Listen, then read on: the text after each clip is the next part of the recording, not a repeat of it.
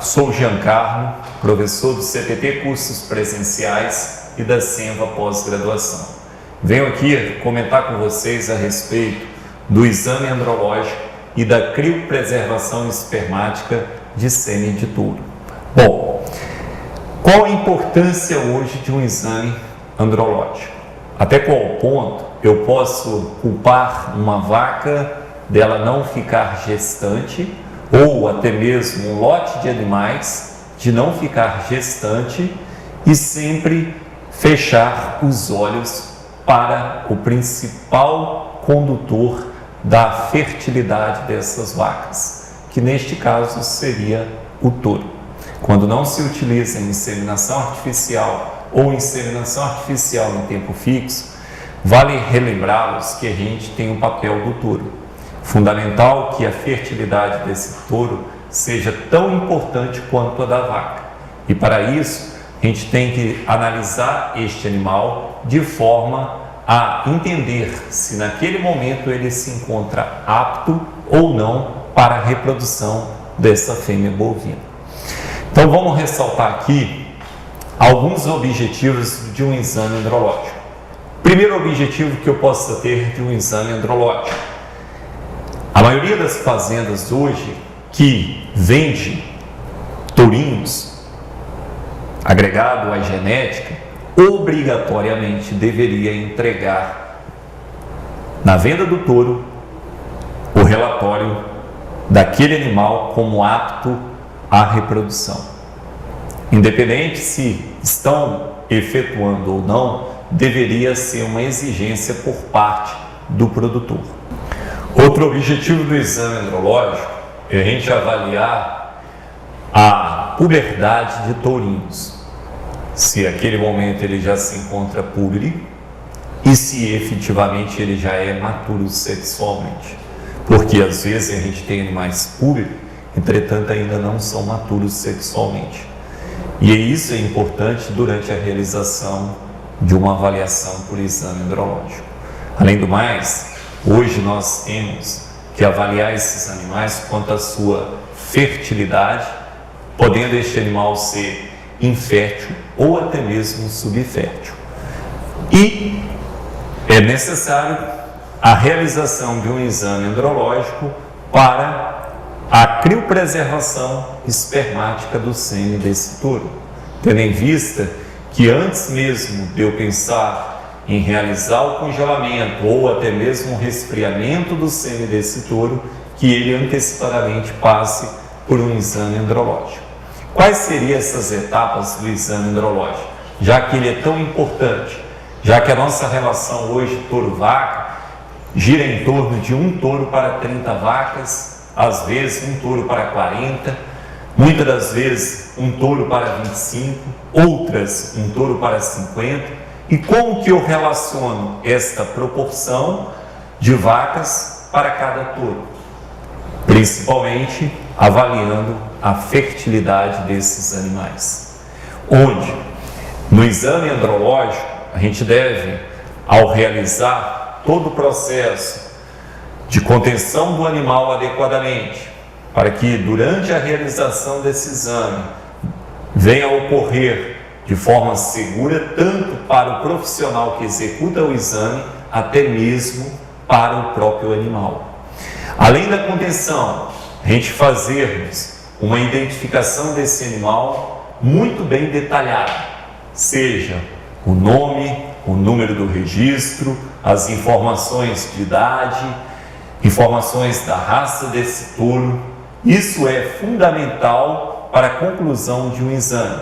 Parece que não, muitas das vezes a gente faz relações entre o perímetro escrotal e não se leva em consideração a idade e principalmente a raça desse touro. Então, para isso é importante a gente ter detalhadamente a identificação desse animal. Além da identificação do animal, a gente agora prossegue para a efetivação do exame propriamente dito.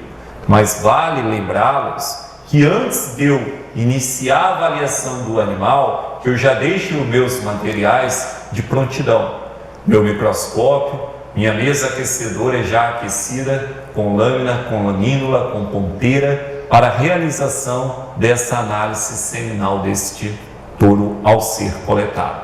Mas, a partir do momento que se faz a identificação, a gente agora prossegue para a avaliação desse animal. E essa avaliação, ela é baseada na parte interna, principalmente em glândulas acessórias, posteriormente a avaliação de bolsa escrotal, de testículos, de epidídimo, de plexo pampiniforme e até mesmo de prepúcio e pênis. Essa avaliação ela pode ser realizada por palpação, seja para glândulas internas via palpação transretal e depois para bolsa escrotal, para tensão testicular, para caracterização de epidídimo, de plexo pampiniforme, de prepúcio de pênis, somente por palpação. E, além do mais, a gente pode ainda agregar o exame ultrassonográfico nessa avaliação. Então, a gente pode estar fazendo uma avaliação por palpação e juntamente avaliando esse animal com ultrassom, seja de glândulas acessórias, seja uma avaliação testicular. Tem inúmeras aplicabilidades do uso da ultrassonografia no exame andrológico. Bom, a partir dessa avaliação, onde a gente faz principalmente avaliações de consistência, tamanho, simetria, a gente também, reação dolorosa, a gente analisa, além do mais, a característica dessas estruturas que estão sendo analisadas, a gente progride para a coleta do sêmen.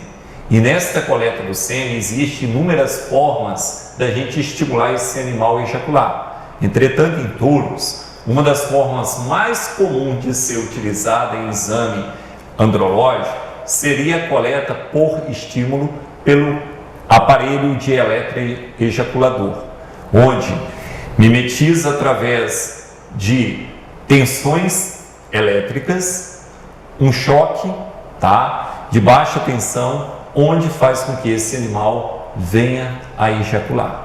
Além da metodologia de eletroejaculador, ainda a gente tem, e muito bem aplicável, a palpação transretal da massagem das glândulas acessórias, permitindo com que, após um certo tempo de estímulo, esse animal venha a ejacular.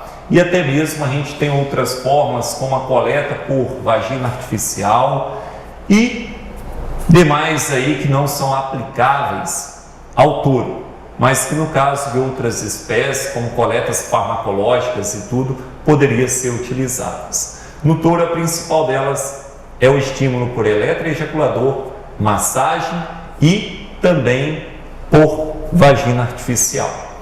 Assim que executa a coleta do sêmen deste animal, a gente pega logo na sequência o ejaculado desse animal e avalia-se principalmente o volume do ejaculado, a coloração desse ejaculado e a consistência desse ejaculado. Se ele tem uma consistência mais viscosa ou até mesmo mais aquosa, numa variação que vai da consistência aquosa à consistência viscosa. Isso pode me predizer se o animal teve um ejaculado muito ou pouco concentrado para aquele volume de ejaculado naquele momento. A partir dessa avaliação, que a gente chama de avaliação macroscópica, a gente parte para uma avaliação microscópica, onde a gente então pega parte desse ejaculado através de um pipetador e colocamos esta gota de sêmen em uma lâmina. E assim a gente leva esta lâmina ao microscópio e analisamos uma característica determinada de turbilhonamento, que nada mais, nada menos do que o movimento em massa dos espermatozoides, onde então a gente classifica por notas, que geralmente vão variar de 1 a 5, sendo o turbilhão máximo a nota número 5. A partir da avaliação do turbilhonamento, a gente sobrepõe esta gota de sêmen com uma lamínula. E assim, então, a gente muda a objetiva do nosso microscópio e assim efetiva a avaliação da motilidade, que é o percentual de espermatozoides móveis, e também do vigor, que é a força de deslocamento desses espermatozoides. A motilidade é avaliada em percentual de 0 a 100, onde, preconizado pelo Ministério da Agricultura, Pecuária e Abastecimento do Brasil, essa motilidade mínima deve estar em torno de 60% para liberação deste touro para a monta natural. E o vigor, a gente dá nota, que vai de 1 a 5, sendo o vigor ideal maior ou igual a 3. O máximo seria a nota 5 para vigor.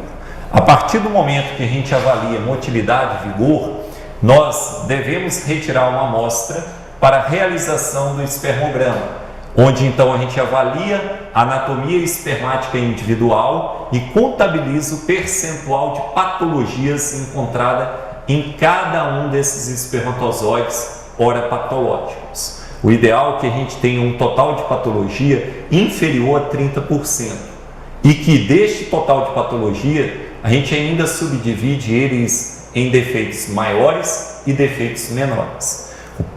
Tanto o Colégio Brasileiro de Reprodução Animal quanto o Ministério da Agricultura, Pecuária e Abastecimento preconiza que os defeitos maiores não podem ultrapassar 10%, ou seja, menor ou igual a 10%, e que individualmente cada defeito desse não possa ser maior que 5%, e que no caso de defeitos menores, que esse total possa ser até 20%, e sendo eles individualmente até no máximo 10%. A partir da realização do espermograma, ainda há a possibilidade da gente fazer a concentração, que seria a contabilização do número de espermatozoides que nós tivemos por ml do ejaculado. E assim até mesmo ter a proporção desse número de espermatozoides do ejaculado total deste touro. Bom, a partir da realização de todos esses exames, juntamente com a avaliação macroscópica, microscópica e também a avaliação do touro, a gente conclui o exame. Então a gente chega ao diagnóstico e assim realizamos a conclusão, se o animal está apto, se o animal está inapto ou se o animal se encontra questionável. O que seria um animal questionável? É aquele animal que ele poderá ser recoletado com possibilidade de estar apto ou até mesmo concluirmos que ele futuramente encontra-se inapto à reprodução. Bom, esse é o grande diferencial. A gente entender qual é a conclusão desse exame, porém saber por que aquele animal naquele momento não se encontra apto.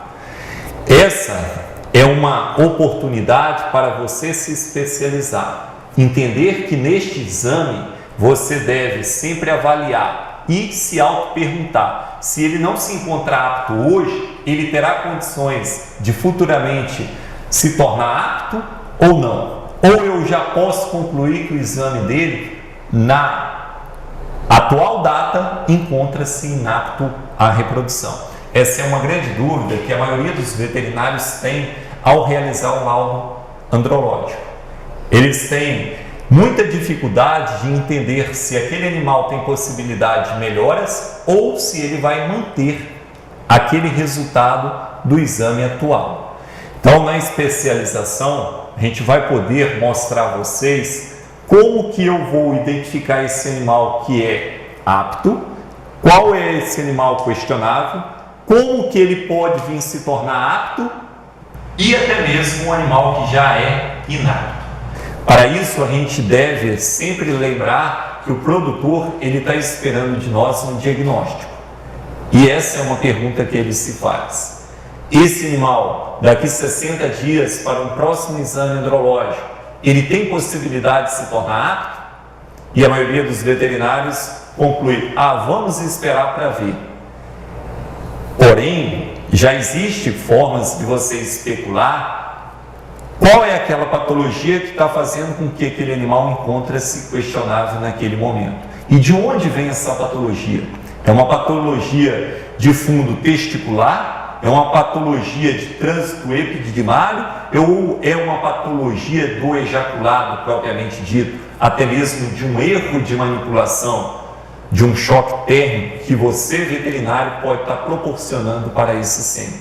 Então, a partir daí, a gente consegue diferenciar um veterinário especialista, principalmente com conhecimento de andrologia aprofundado, daquele profissional que se diz fazer exame andrológico.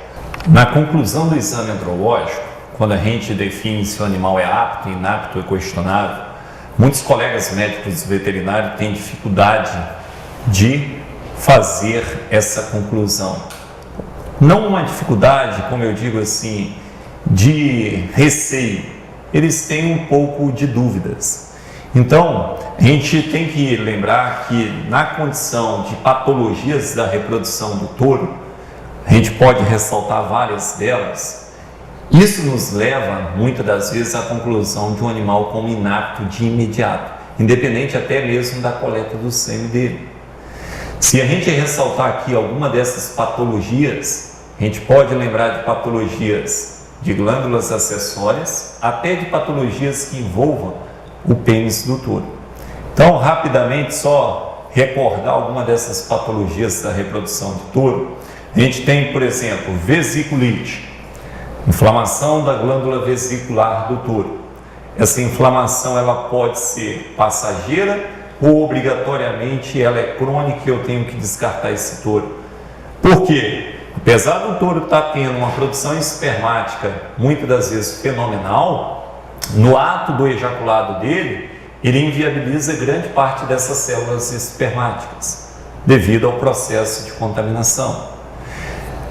Se a gente pensarmos principalmente em patologias que envolvam bolsa escrotal e até mesmo testículo, a gente tem casos de hidrocele, de hematocele, a gente tem casos testiculares de criptorquidismo, a gente tem casos especiais ali de hipotrofia testicular, a gente tem casos de hipoplasia testicular muito mais séria, onde a gente também já tem uma conclusão de imediato para esses animais, tá? A gente tem patologias de plexo pampiliniforme, patologias epididimárias, como é o caso de uma epididimite, como é o caso de uma genesia epididimária, tá? A gente tem patologias que envolvam prepúcio.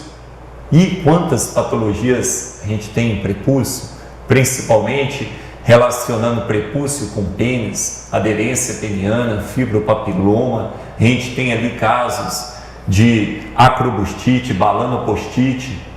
Quantas fazendas hoje têm esses casos clínicos? E a gente ainda executa o exame andrológico, fica com receio de reprovar o touro ou até mesmo de liberar o touro devido a alguma dessas patologias. Então você precisa saber como diferenciar essas patologias, até quando eu preciso ter a certeza que essa patologia irá implicar diretamente sobre esse exame andrológico desse touro.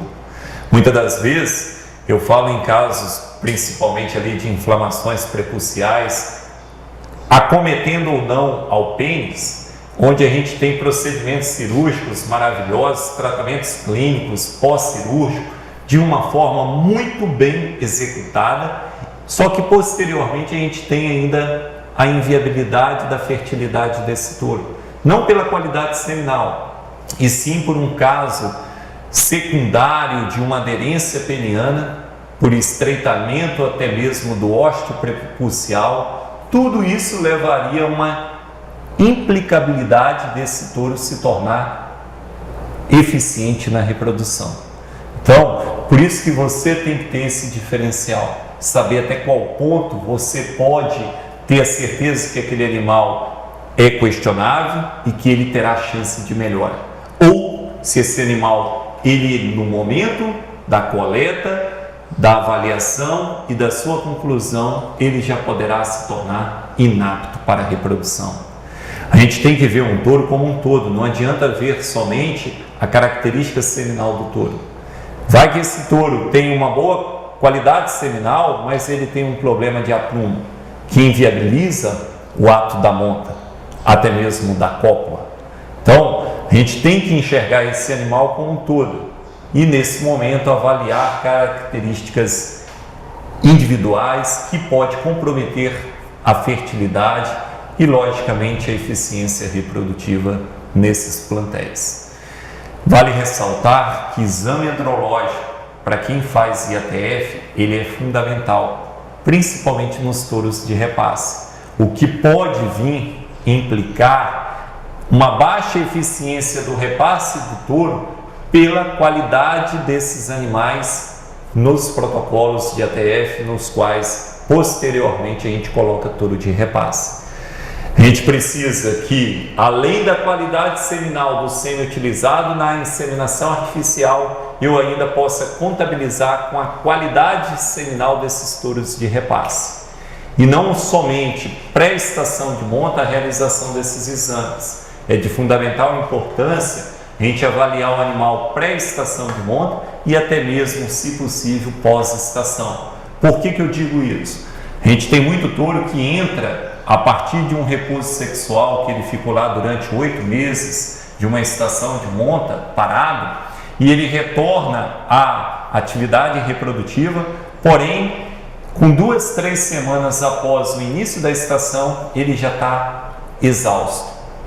E a gente só vai saber disso quando a gente finalizar a estação e repetir esse exame para a gente concluir se o touro entra bem e finaliza bem a estação.